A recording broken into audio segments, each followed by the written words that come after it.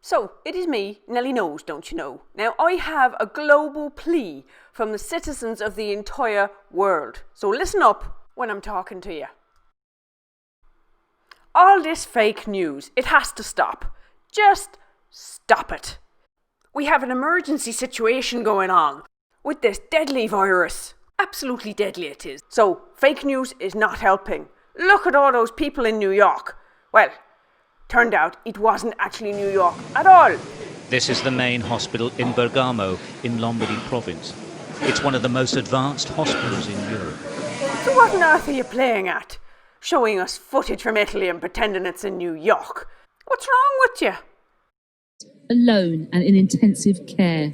Only some of them don't get to leave alive, wheeled away like so many others. It's a tragedy. That's what this is. An absolute tragedy.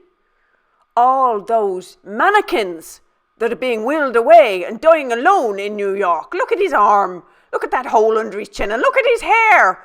So Channel 4 News, why on earth didn't you mention that these were mannequins and not real people? Because it's very misleading filming like this. It could lead to a lot of unnecessary panic, don't you think? Look at this now. All these mass graves in New York on Hart Island for the COVID victims. This is just dreadful. All the hazmat suits, as reported by the Daily Mail, just to confirm just how bad this is. So there's one small detail people haven't really gone into in the mainstream media, and that is they've been burying people in mass graves like this for a century and a half. What they do is they bury people here who have no family to come and collect them.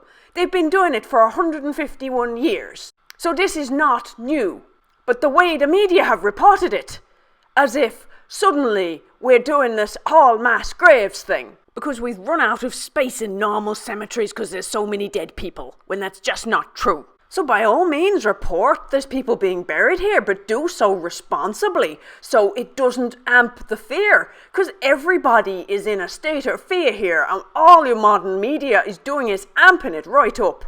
And why? Why would you amp it up for people? Why would you do that to us? So just stop it. It's not necessary.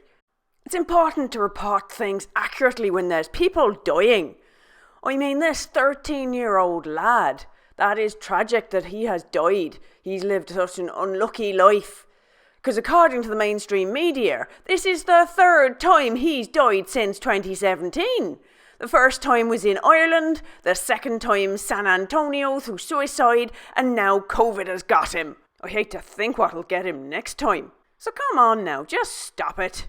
It is your job to report responsibly, especially when this disease is so deadly it can spread through the soles of your shoes, up through all those layers of plastic and rubber and glue, and your inner sole, right through your socks, past your verrucas and fungus, right into your feet. That's how deadly this is. Now, are you absolutely sure about that? You know, like completely sure that it spreads through your shoes and not just on the shoes. So it's only going to affect those people that lick their shoes. But if you're absolutely sure that it goes through their shoes, how on earth is my nan meant to do her shopping now? Shall I put her on a pogo stick to go and get her groceries?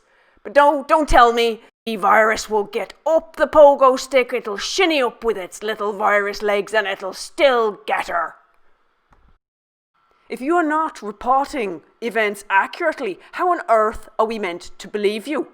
You have a real responsibility to do your job.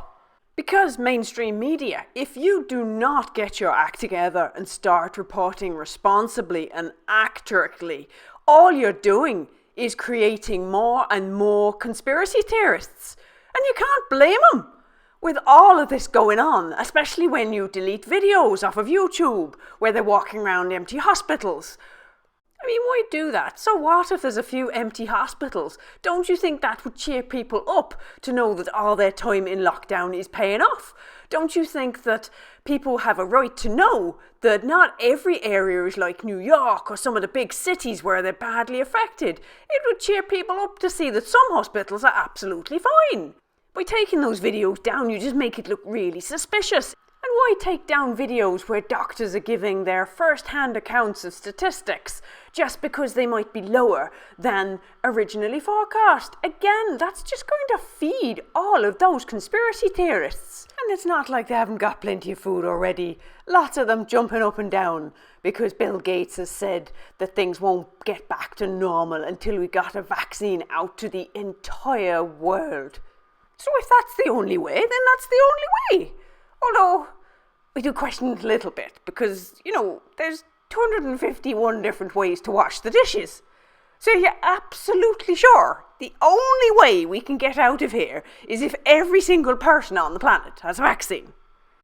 Well, fine. If that's what the richest man in the world says, then so be it. And I know he has no medical training whatsoever, but he's donated billions and billions of dollars to help save people's lives. Which, considering he thinks there's too many people in the population, that's very generous of him, I think. Because he needn't have bothered with all those vaccines. He could have just let everyone die of diseases. But no, he's put in a lot of money. So I won't hear a bad word said about him. Look, now the United States of America have dropped out of funding the World Health Organization, it's down to him and his wife to do it. There wouldn't even be a World Health Organization if it wasn't for them. They're putting in more money than anybody else into all of our health. Because where on earth would we be without the World Health Organization? We'd just be wandering around outside, none the wiser that there was this big pandemic going on. It's them that have decided we should all be inside. Now, I don't know why the Swedes have decided to use their own computer models and not to trust the World Health Organization, but that's a by the by. We should just all go along with Bill and his gang and what they tell us because that's where the smart money is. You've invested $10 billion in vaccinations over the last 2 decades, and you figured out the return on investment for that, and it kind of stunned me. Can you walk us through the math? Over a 20-to-1 return. So if you just look at the economic benefits, that's a pretty strong number compared to anything else. I think the numbers that you ran through were if you had put that money into an S&P 500 and reinvested the dividends, you'd come up with something like $17 billion, but you think it's $200 billion. Here, yeah. So that just goes to show he's a smart businessman. And you want someone smart who's going to be vaccinating the entire world. So what if he does make a little bit of profit off of it? Especially after he's donated so many billions to charity. I mean, the man's got to eat.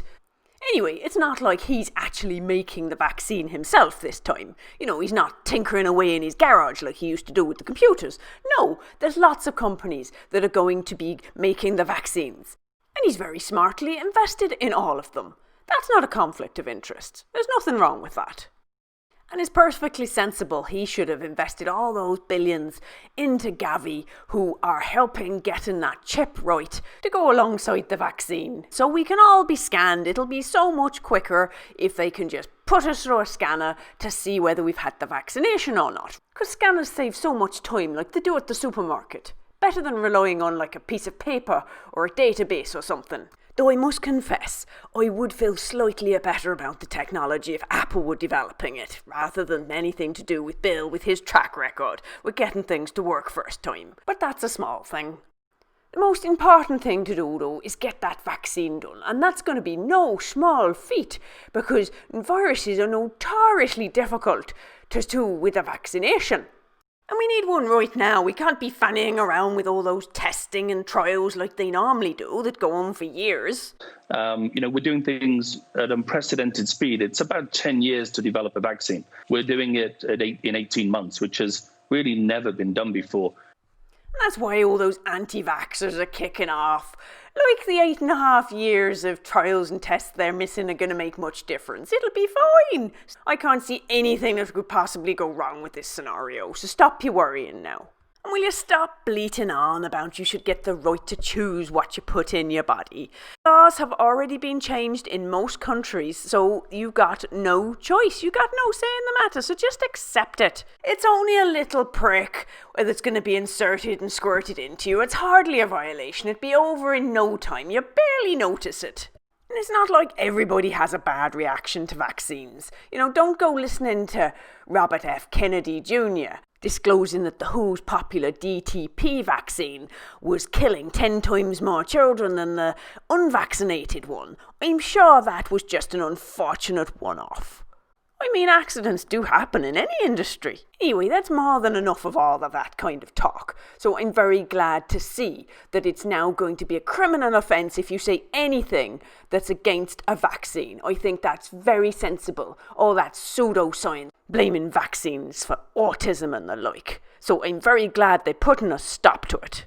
I mean, why on earth do people think that they've got the right to debate something that the government has decided is safe for us? It's just not on. What on earth do you need freedom of speech for? What are you going to say? If you say anything different from what the government tell you, Facebook will remove it or tell you it's fake news and redirect you to the World Health Organization. That's kind of them. Or Google will remove your website, or YouTube will remove your videos. So there's no point in having freedom of speech. And if you have freedom of speech, people end up saying crazy things like this man. Is people have to find peace in other people having different opinions. Everyone has a right to their opinion. Everyone has a right to their view. When we say that and we're at peace with it, we can disagree on the way we see the world and be in perfect harmony with each other.